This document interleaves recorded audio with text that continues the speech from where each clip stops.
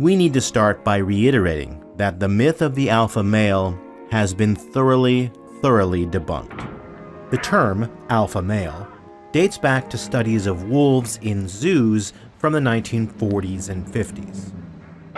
But the concept didn't really take off in the public imagination until a few decades later, when biologist David Misch published a book entitled The Wolf. It quickly became a bestseller, but the underlying research was deeply flawed. Those old studies of wolves in captive environments seemed to show males viciously competing for dominance until one took over as leader and the others submitted to his rule. Researchers at the time dubbed the most aggressive wolf the alpha male, beast of the wild, and mistakenly concluded that fighting for dominance must be natural wolf pack behavior.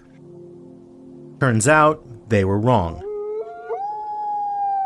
Wolves living in the wild don't employ dominance-based hierarchies, and they don't engage in a vicious competition to dominate other members of their own group.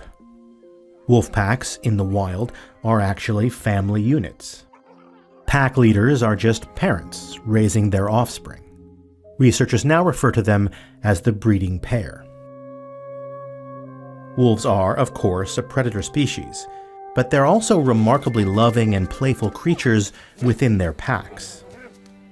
It's only within the unnatural environment of captivity, where a bunch of animals from unrelated packs are forced into close proximity, that we see unnaturally aggressive behaviors emerge.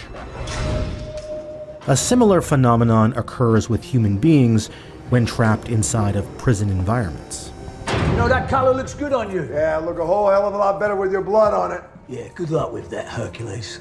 And when you really think about it, the alpha male myth obviously makes no sense. Because a pack of animals that's constantly fighting with each other would have a much lower chance of survival in the wild. David Misch later admitted that his initial conclusions were wrong, and even tried to get publishers to stop printing his best-selling book. They refused, but it was too late anyway, because the myth of the alpha male had already become entrenched in popular culture. The trouble with wolves is that sometimes in the fight for dominance, one of them ends up dead.